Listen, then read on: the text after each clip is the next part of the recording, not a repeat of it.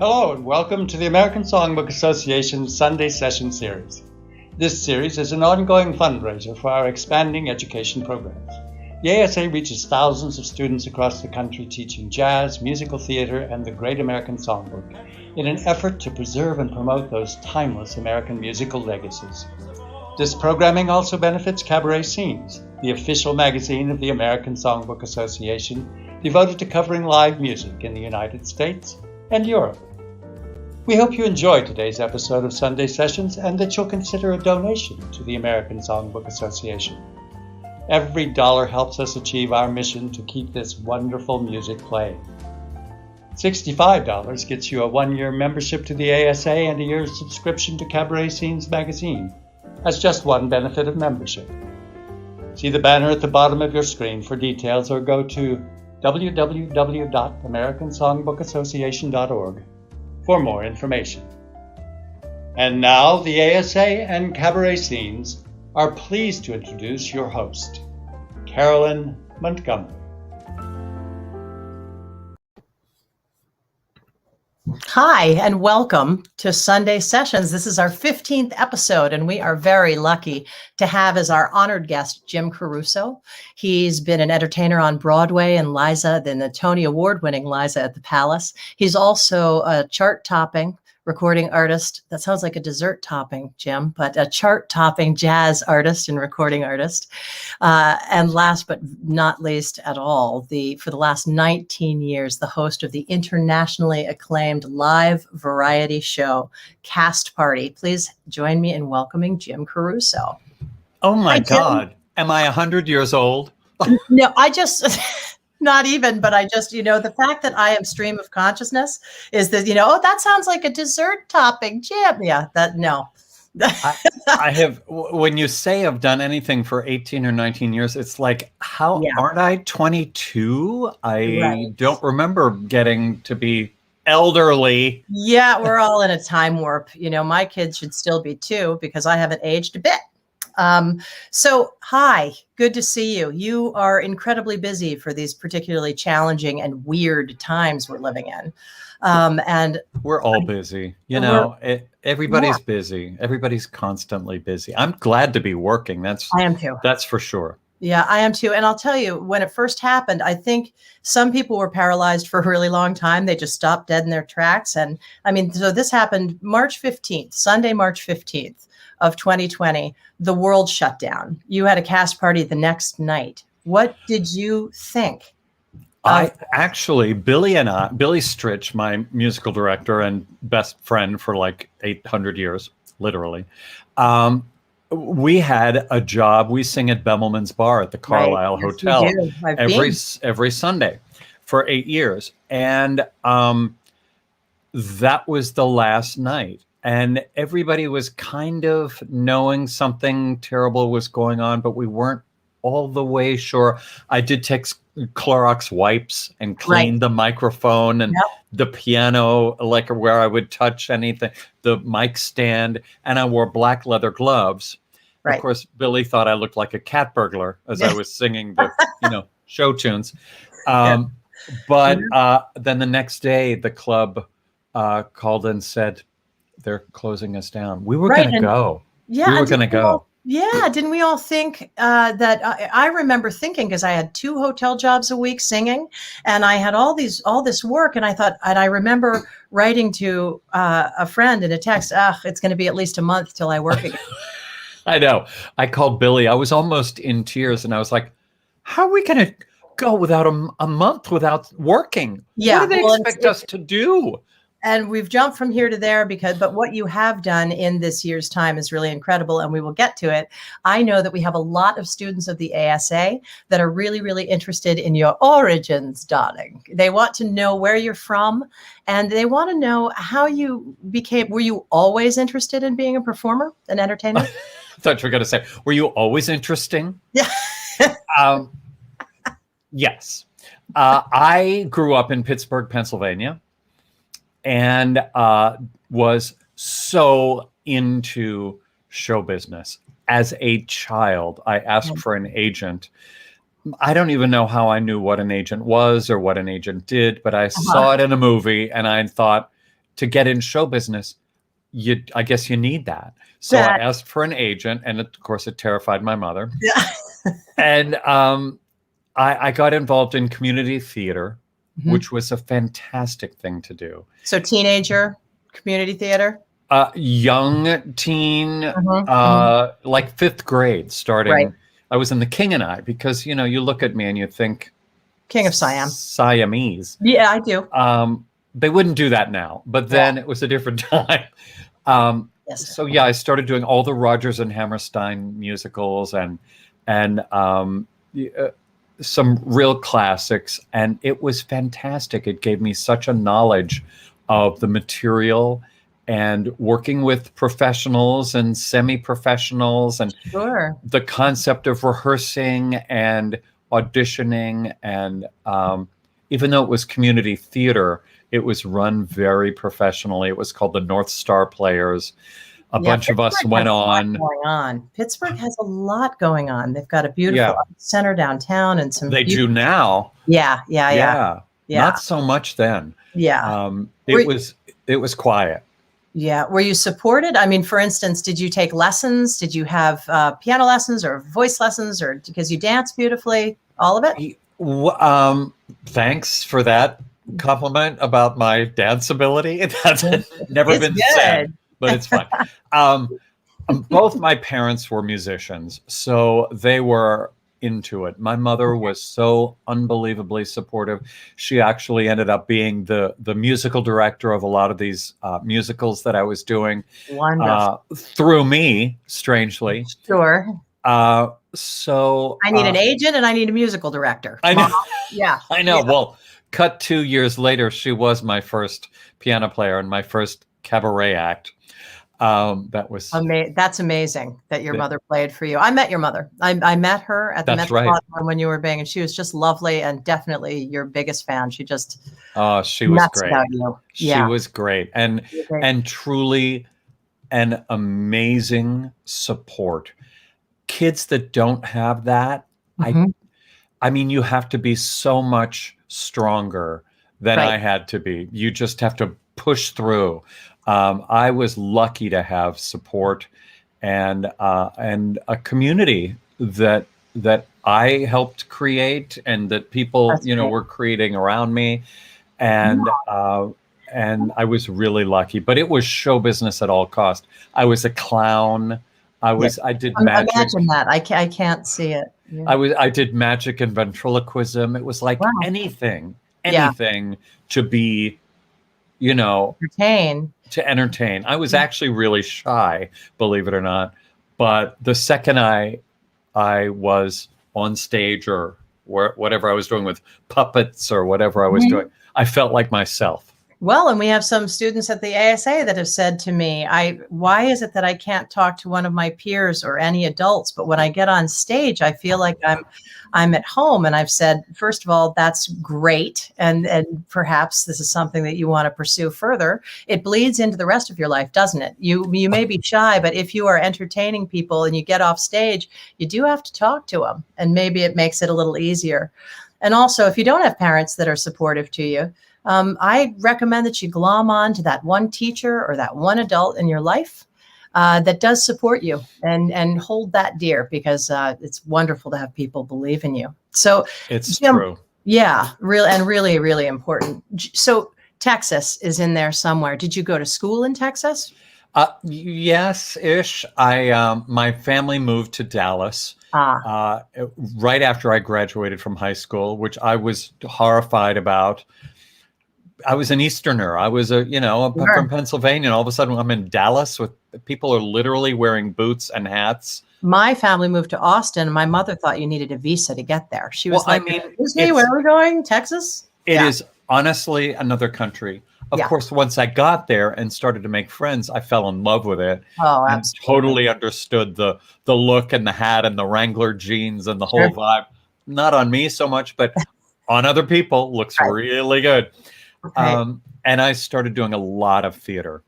Professional theater. I got my equity card, and so that ended up being that was my college. I did go to college, very small school, but my real college was working.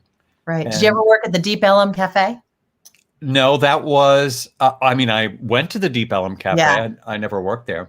Yeah, they had a Sunday brunch that I sang in a million years ago. I loved it God. there. Loved Deep Ellum. Oh, that was really cool. Yeah, So cool. Like the coolest place in Dallas, it exclusively. was. It Yeah. was. So Texas, then New York. What brought you to New York? Yeah, when I was in Dallas, I got really tired of always being in the ensemble. Mhm. Although toward the end of my stay there, I started getting roles in shows and musicals and plays.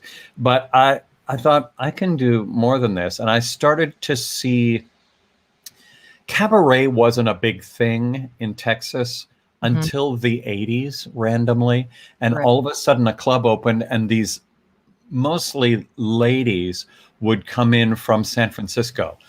Ruth Hastings, Samantha Samuels, Oh, yeah. incredible artists. Yeah. But it was the time of Edith Piaf. It wasn't the time of her, but it was very hip to sing Yes, Edith to Piaf sing. songs, Jacques Brel, stuff that wasn't really right for me. Mm-hmm. But I thought, these people are becoming stars. There would be a line of people to get their albums signed and stuff, and they weren't actual superstars, but Right. in this small community they were. And I thought, So I asked my mother if she would play for me, and we put an act together, and it was called Son of a Bitch. And we started in a fish restaurant doing happy hour. Excellent. And it was not happy. It was a very grim hour. Try the scrod. Yeah. Okay. Or I tried the scrod. Yeah. There were dead fish on the wall. Oh boy. And I was singing, of course, Edith Piaf songs. What? Because that's what I saw was working. Sure. It was Yeah. just horrible. So But I had to isn't it fire those my mother. times- That's the worst, firing your mother. But isn't It's it very those tough. times of abject failure when a light goes on? Though, I mean, can you? No, yes, No. not at all. No Well, light went on. In that, yes, of course. In that, I realized that's not what I was supposed It's to be not doing. you. That's Yeah. not the material.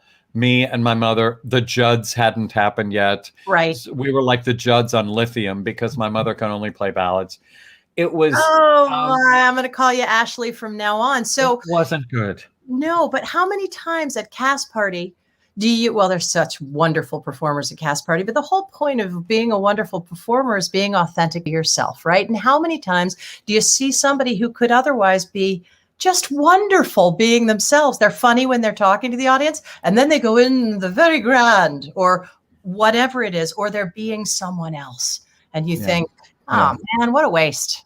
You know, It's really true. But that's so hard to hear. yes, If you haven't figured out who you are yet. And sometimes that takes 30, 40, 50 Absolutely. years. Yep. But if you can fake knowing who you are, I mean, you got it made. Yeah, But well, stop and it's singing like other people. Stop Right. singing like Adele. Stop singing like Taylor Swift. Stop singing Yeah. like whoever it is that you're singing like. And listen to more people. Yeah. Listen to things you'd never ever think you'd want to listen to, and stuff starts seeping into your head stylistically. That's I right. was listening to Dionne Warwick a lot, Oh man. and a guy said to me, "Do you know that you do this weird thing with your jaw when you sing?" And I said, "No, I don't." He said, "You do." Yeah. And I realized I was doing it because Yeah. Dionne Warwick sings with like all kinds of weird things with her jaw. Yep. And I was like, what? That's a terrible look for a very young white boy singing Best Little Whorehouse medleys. Right. That's so- interesting. Good to yeah. have eyes on you, right? Good to have people And it that- was one of those things that I thought, how dare you tell me Right. anything, but I still think about it. Yeah. Well, I sat next to Claiborne Carey one night at the Algonquin, The and best. she turned and looked at me and said, "If I have to hear another 24-year-old barf up a lung on the stage," and I thought to myself, it's true. You could go into any cabaret club and you'd see 6 pretty girls, really pretty, right off the boat from wherever, Texas, and just screaming something from Wicked. And then one girl would get on there and sing a ballad, and usually ballads don't work in places like that, and just break your heart because she was totally authentic. It's amazing. It's true. Yeah. So you get to New York. You're in New York. What brought you to? Well, you told me what brought you to New York. Well, I finally put together an act called Wise Guys. Yes. Which was a male vocal trio, but it was really funny, and we were working all over the country, and we were a really good opening act. And so we were opening for stars and stuff. And I had come to New York to do industrial shows and to hang out for years. I'd wanted to live here since I was the kid asking for an agent. Right. So I finally moved here. I was not young when I moved here. All my friends had already moved here years before. But I finally came here with a show with Wise Guys. You came here after touring and being seasoned and having performed all over the country. So you were ready to be here, unlike many people that just, with nothing but a pants belt and a tube of chapstick. I mean, honestly, my favorite line. I love that line. I've memorized the film. So that's from Waiting for Guffman. And kids, if you haven't seen it, please put it on your queue. So funny. Yeah. I mean, you move here when you move here. I came late. Who knows what would have happened if I would have come early. But most of my friends that came early did a few Broadway shows and then didn't. Yeah. And a lot of them are teaching and a lot of them are out of the business. And so I don't know. It happened for me like it happened for me. I thought I was going to be a big star. That didn't happen. But I started working in clubs here and across the country. And that's when that's when I started to feel like I became myself a little bit. Right. And then 2008 hits and this happens and you're on Broadway every night for over a year. The show wins a Tony. I'm going to play a clip from it because people, especially the kids, have been very much wanting to see a clip from Liza at the Palace. But what I want to know for you is, and they wanted to know, so they've written down some questions that they want to ask me. And I love that. Kids, what is your schedule like when you're doing 8 shows a week in a Broadway show? How do you live? Okay, first of all, you have not met Liza Minnelli. She doesn't do 8 a week. We had toured this show for 3 years. Liza became a friend through our mutual friend Billy Stritch, who I've been playing with. He might be on a player. We'll get to see him later in the show. So. Yeah, I mean he's fantastic. Amazing. But he met Liza one night in 30 years ago. Oh my God, 30 years. And then the next day I met her. He introduced me to her and we became the 3 amigos. We became best friends. So my group amigos to have. Yes. So my trio ended up opening for her. I was her assistant for a minute. I helped her produce a Broadway show called Minnelli on Minnelli. Yeah. That was the music of her dad's movies, Vincent Minnelli. And so we were like very, very close. One day she called me and she said, "Baby, we're putting on a show." And I said, "Excuse me?" She decided to do a tour celebrating her godmother, who was named Kay Thompson, who was the vocal arranger at MGM in the 40s, Judy Garland's best friend. She was Liza's godmother. She wrote a book called Eloise about a little girl who lives at the Plaza Hotel. And she had a nightclub act in the 50s called Kay Thompson and the Williams Brothers. Set nightclubs on its ear. There was never anything like it. So Liza decided, and Kay was a friend of mine, thanks to Liza. Right. We learned Kay's arrangements and stuff and sang them at parties for Kay, and it was just a blast. Jim, I never knew that Kay Thompson wrote Eloise. I never put those two things together. I know who Kay Thompson is, but I didn't know that That's amazing. Continue. I'm sorry. I'm flabbergasted that I didn't know that. It's true. So Liza decided that this would be a great tour to recreate that nightclub act with Liza as Kay, obviously, and 4 guys as the Williams brothers. Right. And all of a sudden, I was in a 3-year tour with 3 other great guys, Billy Stritch at the piano and doing the arrangements and orchestrations, and Liza's great band. We toured for 3 years. Right. Well, Jim, as you've made my job really, really easy because you just set up the video clip more perfectly than I could. So I'm going to go ahead and play it. Do it. Liza at the Palace. Now, 10 minutes after I got the call about Mama, the phone rang again. And it was Kay. She had been living in Rome, right? And I heard her voice say, "Hello, darling, come. We'll go to the plaza for tea. We'll go shopping. We'll have..." And I said, "Kay, wait. I have to tell you something. Kay, Mama died." And there was a long pause. And then she said, "Liza, she had the most marvelous life, and she did everything she ever wanted to do. I'll be right over." And she stayed with me the rest of her life. I mean, she was my guardian angel, the most sophisticated fairy godmother ever. The last time I saw Kay, I was getting in a car downstairs to go work someplace, and for some reason, I don't know why, I looked up and there was Kay out on the balcony.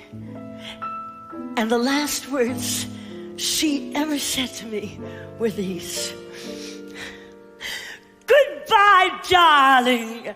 Happy everything." Honey, hold me close. So honey, hold me close. My heart is in a spin. My heart is in a spin. I know that I'm in love. I know that I'm in love. But am I in love? But am I in love with you? On the violin. I love the violin. I get hilarious. 'Cause it's my middle name. It's Stradivarius. Violin when the strings play.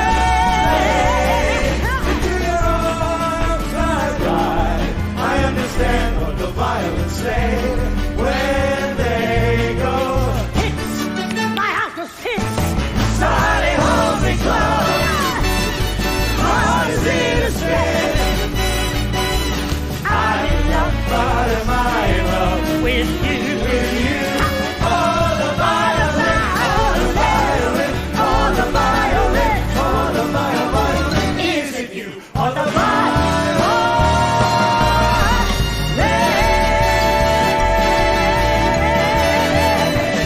Honey, hold me close. My heart is in a spin. I'm in love, but am I in love With you. with you? Oh, the violin, oh, the violin, oh, the violin, oh, the violin. Is it you or the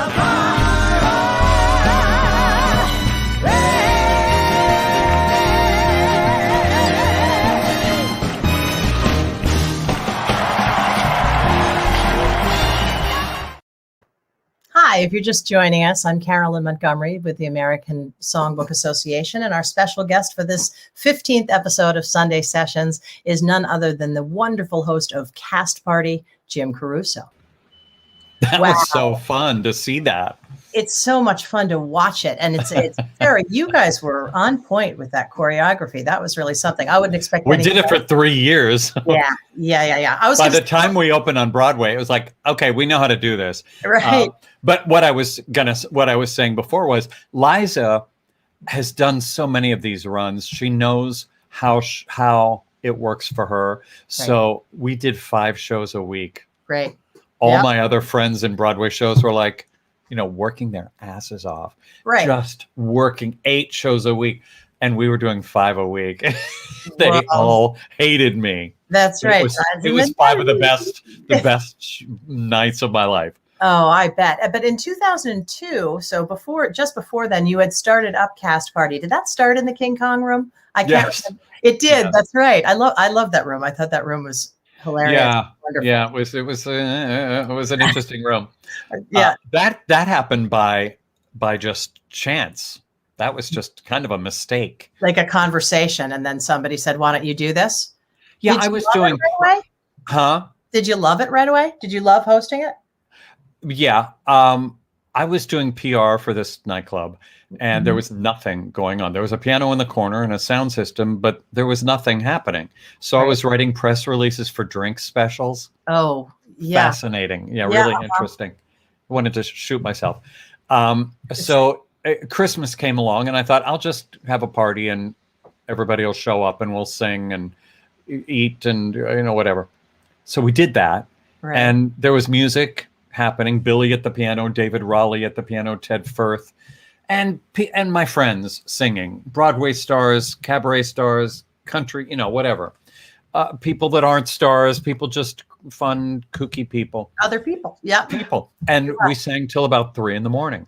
The next day, the owner of the club called and said, "Would you do that every Monday?" Yeah, I'm sure.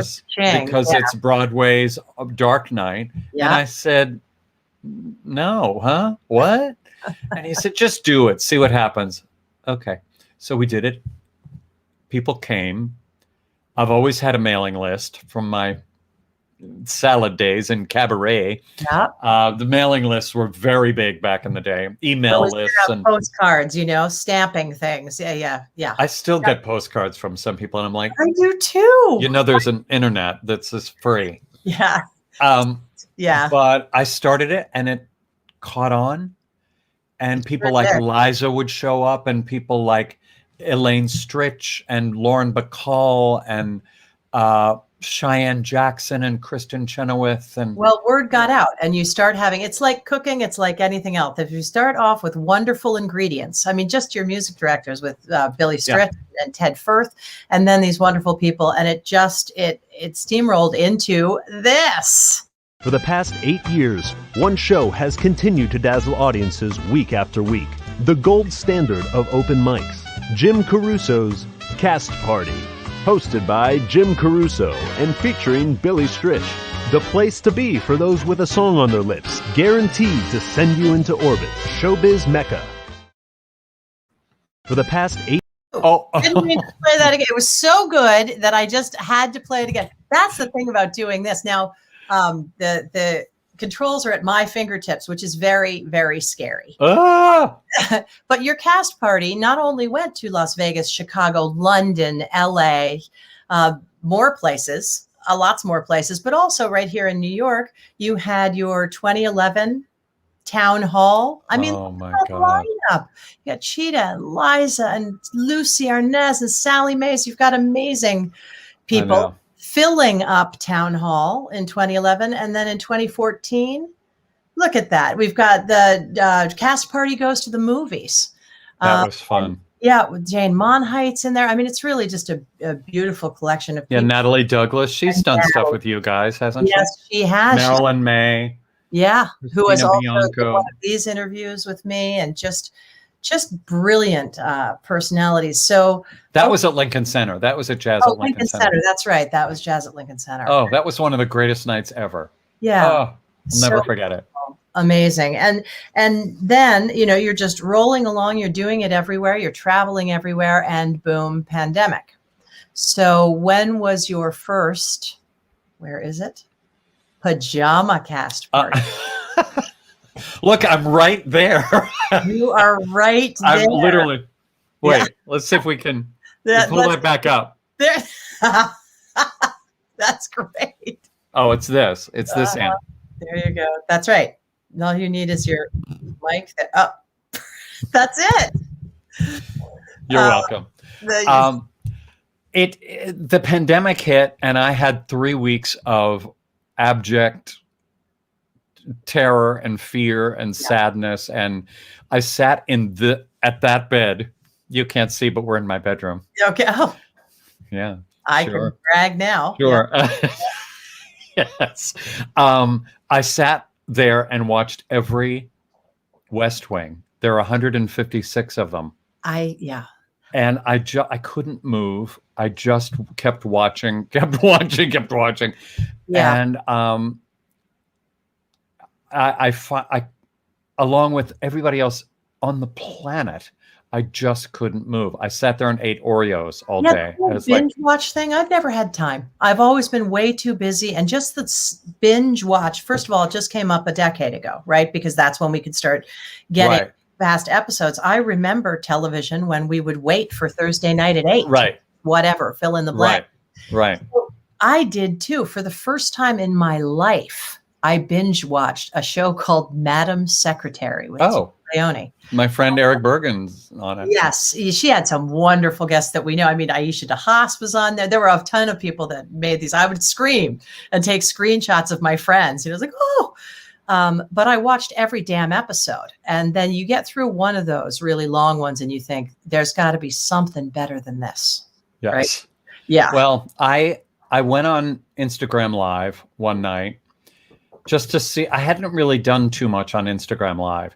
And I got on there just to see what was going on. And you know, you can talk, but then you can pull up friends and then you see them too. People are laughing at me because they know this, but it's like, you know, you're here and they're here on the frame and everybody can see. So a friend of mine was on there and I said, oh God, sing for me. I think it was Natalie Douglas. And so she sang a little something from her living room.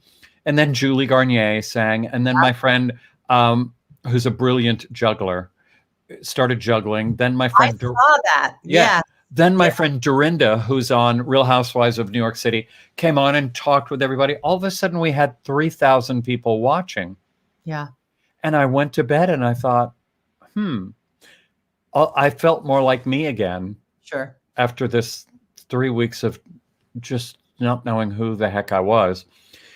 After a million years of being the showbiz guy. That's right. And the next day, my friend Ruby Lochner, who's 21, and I've known her since she was 6 years old. She started singing at Cast Party. Her mom's a hugely well-known, successful songwriter. She wrote The River for Garth Brooks. Yes. Victoria Shaw. So I've known the family forever. Ruby called me and said, we need to take Cast Party to YouTube. And I said, oh, that sounds hard. I just don't know. She was like, I'll produce it. I know how to do this. I'm 21. We know these things. Yeah. So I said, okay. So the next Monday, I had called a bunch of friends. They joined us on this very platform, StreamYard. Yeah. And we did our very first Pajama Cast Party. I thought, if this is boring, I'll never do it again. It was not boring. We had thousands of viewers. It went on forever. It was way too long. Wow. But it was so fun. I was so happy to be doing it. And let me ask you this, because I'm sure that you've seen now just a ton of virtual shows, right? We're all watching each other's shows. Yeah.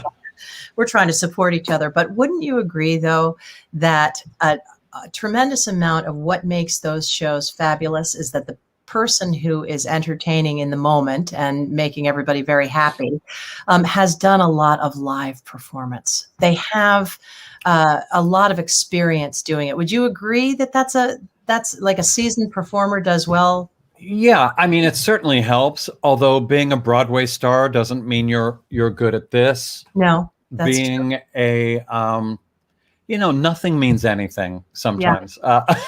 Well, you would assume that being a good entertainer would mean that you'd be a good entertainer. I know exactly what you mean, because I've been to a large theater where somebody has just knocked my socks off and then seen them in a small space and thought, yeah, so much. But and vice versa. Yes, absolutely. That's right. I'm going to go ahead and play a clip of you, and because I want the students that are watching this, I want everybody who's watching this to see And I want you to especially pay attention to, sorry, Jim, I'll pretend like you're not in the room as I talk about you, but I want you to pay very, very attention to the arrangement. I want you to pay attention to, and we've all talked about what an arrangement is, the way that a song is put together to suit the performers. I want to watch the relationship with Billy Stritch and Jim as they work, and I want you to watch Jim's movement very, very carefully. Here we go. For the past 8 years. That's What? it. That wasn't. Please welcome to your stage the man we could not do it without, your host, Mr. Jim Caruso. Hi. Welcome. Hello. We're in the money. We're in the money. We've got a lot of what it takes to get along. We're in the money. The skies are sunny. Old man depression, you are through, you've done us wrong. You never see a headline about a bread line today. And when you see the landlord, you can look that guy right in the eye. Oh, we're in the money. Come on, my honey. Let's lend it, spend it, send it, rolling along. Hi. Welcome to Birdland. Welcome to Cast Party. Welcome to me. I know. Look, it's the Cast Party Symphony Orchestra. Daniel Glass. Steve Doyle. And Billy Stritch. How did they get him? Oh, every time it rains, pennies from heaven. We're in the money. Don't you know each cloud contains pennies from heaven? We're in the money. You'll find your fortune falling all over town. Be sure that your umbrella is upside down. Trade it for a package of sunshine and flowers. If you want the things you love, you gotta take showers. Yeah, you do. So when you hear it thunder, don't run under a tree. There'll be pennies from heaven for you, and we're in the money. Come on, my honey. Let's lend it, spend it, send it. I know you're gonna lend it. Let's lend it, spend it, send it, rolling along. Thank you, good night. God, I know. I chose the clips. that's so weird. That was our opening number, and then I say goodnight, and we all laugh. That's right. We did. I've been there when that tune has happened, and I loved it. And I want to talk a little teeny bit to you. I have some questions, and I just want to let you know. I have some questions. I know. I was texted by a young woman who just should have put it in the comments, and I'm telling her right now to put it in the comments, but she says he should host a TV show like Carol Burnett or Cher. Who are you? I know. What is that person's name? I think that I should hook you. Is it okay? Oh my God, are you kidding? I will release her name in a moment. She's 14. She's very talented, and she has been watching television variety shows on YouTube. And she said the first time she watched a Carol Burnett, she said, "Miss, I almost peed myself." And I said, "Well, then you have a fabulous sense of humor." But she thinks you should. I love her. Yes. First of all, to be 14 and to know from Carol Burnett and Sonny and Cher and those great variety shows, you are the hippest person in the room. I have no doubt. Yeah. The ASA's work is spreading all over the country. I do find it interesting that there will always be, here's what I hate. Well, I have a long list of what I hate, but what we can talk about right now. I hate when old people like us say these kids don't know music, they don't know songs, they don't know real entertainment. That is a big load. I agree. And there will always be kids that know the history, that know show business, that understand where things have come from, the lineage of all of that. And there will always be kids that don't. Mm-hmm. I was obsessed with Charlie Chaplin and W.C. Fields and Mae West. Those people weren't alive. No, and that was when I was a kid. Inspired you. That's interesting. Yeah. But Carol Burnett, you nailed it. Yeah. It's in my high school yearbook that I wanted to be on the Carol Burnett show. Yeah. That's sad in itself, but those variety shows meant everything to me because they were people who sang, danced, funny. They weren't the best singers. They weren't the best dancers. They weren't necessarily the best of anything, but nobody had the fun that they did. And that's how I feel about what I get to do. What you just saw is nobody's having more fun than me right there. Right. Zero. Yeah. Well, you can see it. You can definitely see it. So that was a question. Who inspired you? And then there was another question, which, and by the way, the first time I ever met Carol Burnett, this has happened to me one of two times. I got so choked up I could barely speak to her. Oh, me too. I really almost started to cry. Me too. I did cry. And then so did she. Yes. That she said, "Oh, honey." And I really wanted to say something incredibly stupid to her, but I didn't even almost get a chance. So listen, she's an incredible human being. She's the one. So, so the question is, what is the weirdest thing you've ever seen on stage that you can talk about?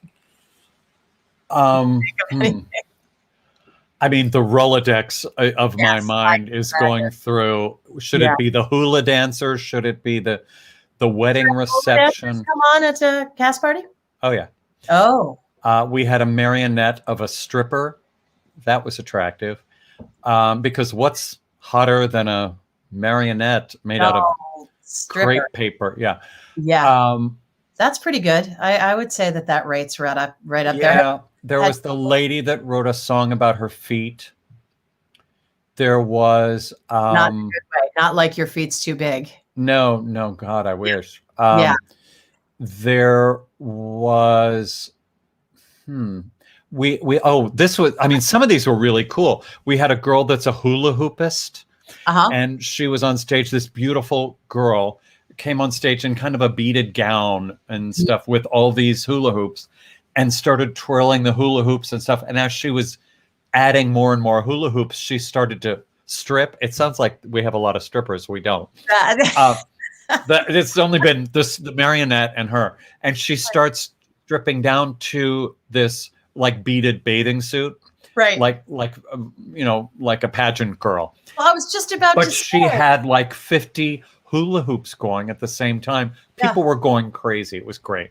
Yeah, well, that was my favorite, was sitting and seeing a pageant where you see the most beautiful girl in the pageant, and she's articulate, and she's athletic, and she's gorgeous, and she's playing the cups because she has no talent. Right. And you think, oh, come on, just think of something else that she can do, twirling plates, I was a judge in Texas for the Miss Hurst Euless Bedford area pageant. I know that about HEB. Yeah. The HEB area. And one girl's talent was packing a suitcase quickly. You're kidding. Because my roommate at Miss Maryland was a clogger. Well, at least that's a thing. She didn't pack this. Yeah, that's pretty amazing. It was like a big pile of clothes, and she was like, and she packed, very tidy, folding. Huh? No, you think to yourself, you couldn't think of anything else? Nobody could think of anything else for her to do? Poetry? I don't know. All right. And then the last one is, do you have a dream to do anything else? That's so sad. What if the answer was nope? I think that's because I think you're doing. Are you kidding? No, actually, the answer to this goes back to the first question. I want to do what I do with Pajama Cast Party on TV. Yeah, that to me seems like the absolute natural progression of what's going on. Yeah, all the stations, all the channels, all the networks. Come on. Yeah, no, I think it's incredible. Let's be my joy. Pajama Cast Party, shall we? Let's go.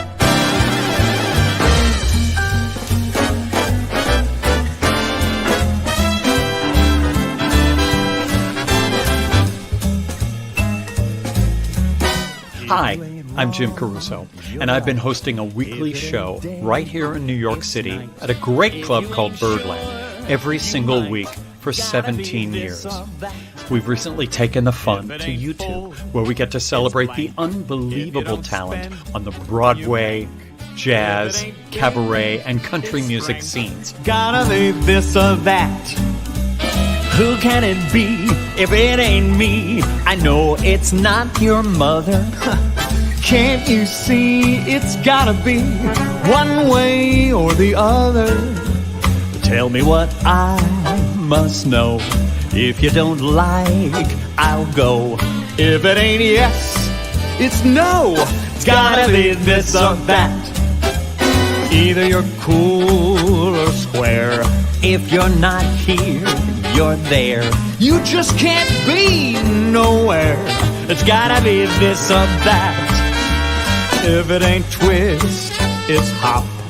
If it ain't go, it's stop. Either you flip, or you flop. So it's gotta be this or that. We know your talent's known throughout the land. Well, at Birdland, they all hover. Oh, my friend, that's sweet. Save me a seat. Well, I'll even spot you the cover. Thank you. If you ain't thin, you're fat. Either you sing or scat. If it ain't pit, it's gonna be nat. Gotta be this or that. Take it!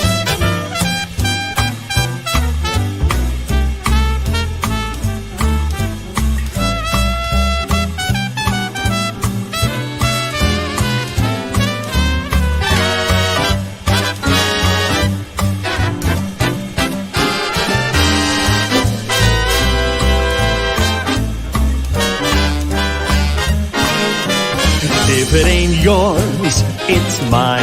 If it ain't steam, it's Stein. No matter what, it's fine. Gotta be this or that. You are the king of schmooze. Michael, you're Ira Gershwin's muse. Wish I was in your shoes. Gotta be this or that. The show is called Pajama Cast Party, mostly because the performers are safely ensconced in the comfort of their homes. It's an hour of songs and conversation you do not want to miss.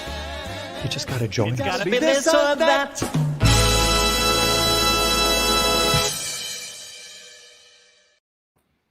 All right.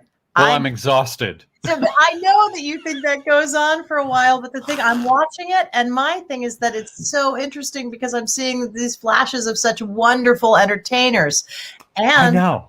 Yeah. And my kids are like, oh, I know her. Oh, I know her now. Oh, I know her. And to see Miss Natalie, who came up to PS 96 in East Harlem and gave everybody a coaching. And it's really, it's so great. And wonderful. I mean, that's the one good thing about the pandemic, if you could call it a good thing, is everybody's available.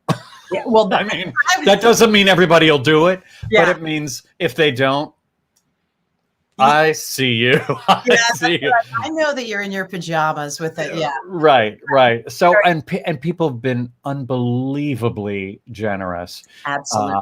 I mean, people like Chenoweth and Betty Buckley and lovely Mary Wilson, who we just lost. I saw that and immediately my heart just. Oh, I loved her so much. So, I mean, it's really been. Who knew that this crazy little kind of side job, this show business side job, would come to mean so much to me? It doesn't surprise me actually that you took this and with the ability to reach just such a broader audience, just went out and did it. If you can take Cast Party physically from Las Vegas to London then you can get on the internet and people like you, Jim. I don't know if you're aware of this, but they do. They enjoy you very much, and they have a tendency to say yes. I'm very lucky as a new interviewer that people like Lucy Arnaz and Melissa Errico and Marilyn May and wonderful people have agreed to be on this show. Nothing surprises me with you. But here's the thing about that. Everybody, okay, I hate to sound like Oprah, but here goes an Oprah moment. Yeah. Everybody wants to be heard. Yeah. And no matter what you do for a living. So if you or I or anybody is interested enough to ask about somebody's life, pretty much everybody is willing to talk about it and is honored to talk about it. And it's a very honoring thing. Yeah. I think what we get to do to show off people's talents, I mean, I love performing, but I also love introducing audiences to great talent. Lisa Lambert calls me a yenta-tainer because I like the introducing. I like that Very about clever. it. Well, and you know, the thing is that you are incredibly generous. When at Cast Party, you're doing this, you know, Monday after Monday, and you have a wide range of performers. And I really love the way that it flows. And I love the way that I remember as a young performer, somebody saying to me, don't ever insult your audience. You're going to suck all the air out of the room. Don't do it, you know, and I don't get a lot of, unless it's really funny, negativity ever. It's like, we're here to have a wonderful time. And with that said, Jim, and first of all, also to your point, it's interesting, I think, to see what goes on in the brain and life and backstage with somebody who's constantly in the forefront and in the public eye, and you are. So it's fun for these kids, especially for all of us, to know a little bit about what motivates you, what inspires you, you know. And so with that said, the question, there was another question that was asked to me, and I want to make sure that I get to it. What inspired you? Who were your? You told us that you loved the early comics and comedians. What singers and what music inspired you? I mean, again, Carol Burnett, Dick Van Dyke, Donnie and Marie, the Osmonds. The Osmonds hold such a high place on the totem pole. I love them. I love them because they are true entertainers, and anybody that's like old school vaudeville entertainer, sing, dance, play instruments, I'm in. The best Christmas specials ever were with the Osmond brothers and the Williams brothers on the Andy Williams show. I mean, and that's who I got to be in Liza's show. I was Dick Williams, and you guys look up the Williams brothers. Oh, absolutely. And I haven't had them do that. It's really. And Andy Williams was the brother that became really, really famous. But you know, there's contemporary stuff too. Here's the thing that bugs me.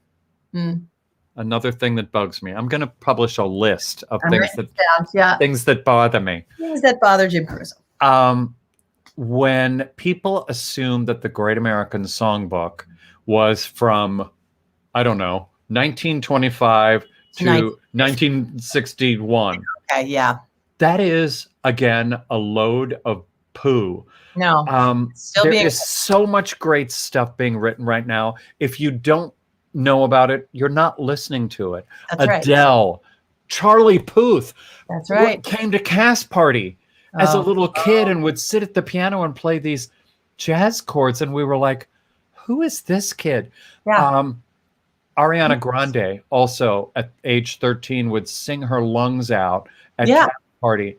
Diane Warren, Victoria Shaw, my good friend, Taylor Swift, John Legend, John Mayer. If you don't believe those people are writing classic songs for the ages, you're not listening correctly. And I want everybody to know the classics, what we call the classics, the Great American Songbook, but know that that songbook continues. That's right. It does every day. You're missing out. If you're missing out on the greatness that's being created today, as I said, I have a 16-year-old and I have we share Apple Music, and every once in a while he adds to a song list called Songs I Think You'd Like. And I walk around this, I know. And I walk around and I'm listening to Frank Ocean. I'm listening to Tyler, the Creator. I'm listening to a lot of people I had never heard of and loving it. First of all, that keeps you young. Yeah. And keeps you smart. Yeah. Because I am young and smart. No, but I mean, it keeps you on it. I still watch VH1. I don't even know why. I don't always like it.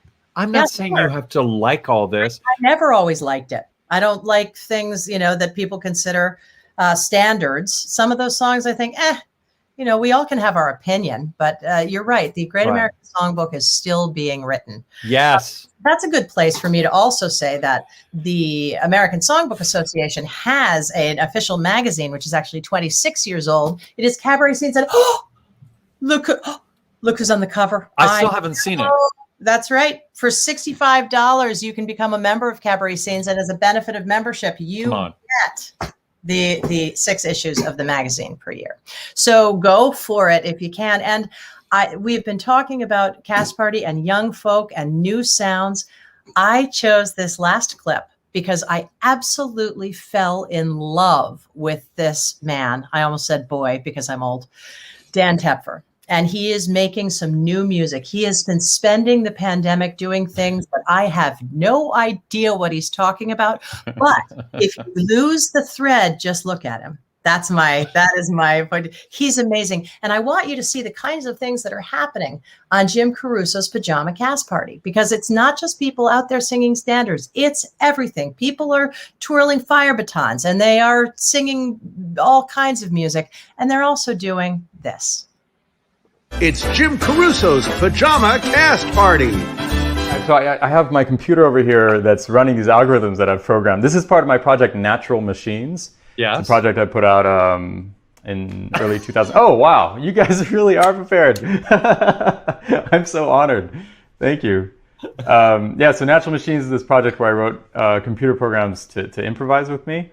And one of the pieces is called Triad Sculpture. And it comes from my fascination with tuning systems, and in particular with just intonation, which is where you only use tones that relate to each other by whole number ratios. So in other words, if I have a major third, if you tune that in just intonation, in the time that the bottom note vibrates 4 times, the upper one vibrates 5 times. So that's like, 1, 2, 3, 4, 1, 2, 3, 4, 5, 1, 2, 3, 4, 1, 2, 3, 4, 5. So it's 5 to 4. And in fact, if you just recorded what I just snapped and sped it up a lot, you would literally hear. So those are all the same thing, pitch and rhythm, they're the same thing. And so what you're seeing here, that's a minor triad, which is ratios 10 to 12 to 15. Major triad is 4 to 5 to 6. Diminished triad, which you can do different ratios, but this right here is, I believe, 16 to 20 to 25, etc. Augmented, and then you can do weird chords like, let's, or like, there you go. Oh, or that's like, cool.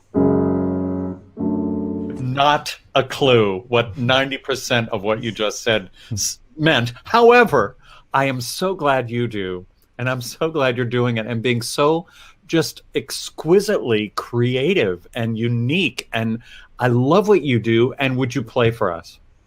I would love to.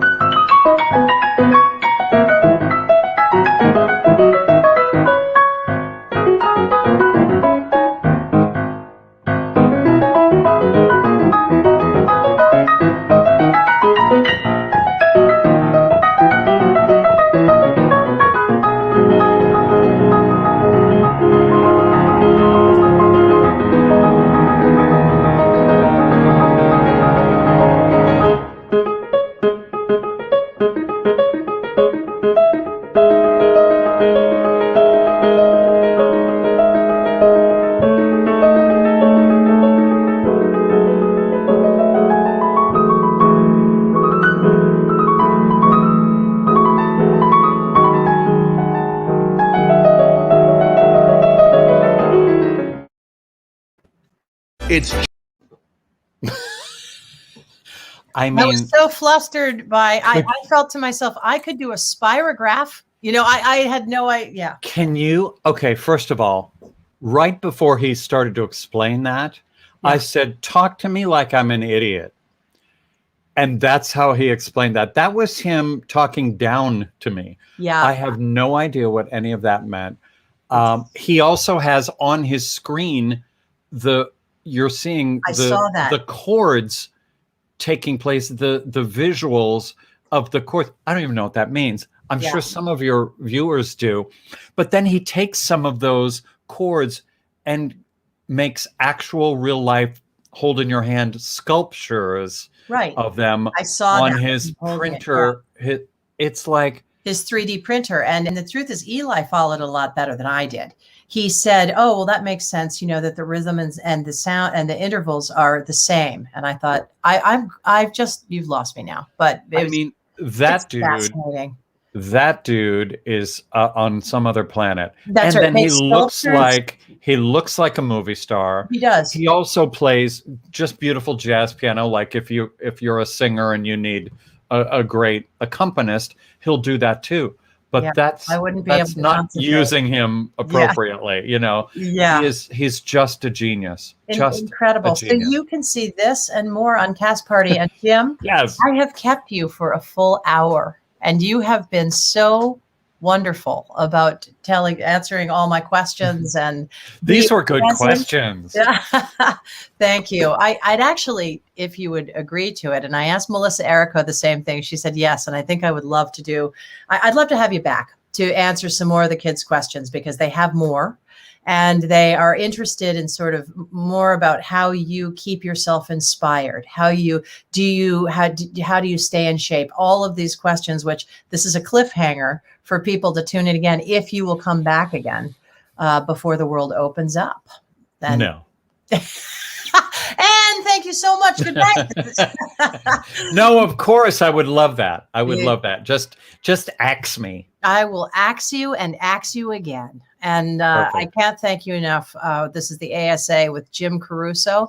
Tune in to Pajama Cast Party and see what you find. It really is the only kind of variety show that you can catch live anywhere. So catch it. It's fabulous. Monday night, 8:00 Eastern time. That's right. On YouTube. It's on the Cast Party Network on YouTube. And no matter where you are, West Coast, East Coast, it's a perfect time. Catch it. It's the beginning of cocktail time on the West Coast, and it's many cocktails in on the East Coast. So right. Thank you so much, Jim, for coming. We really appreciate it. Thank you, Carolyn. All right. Thank you. Take care.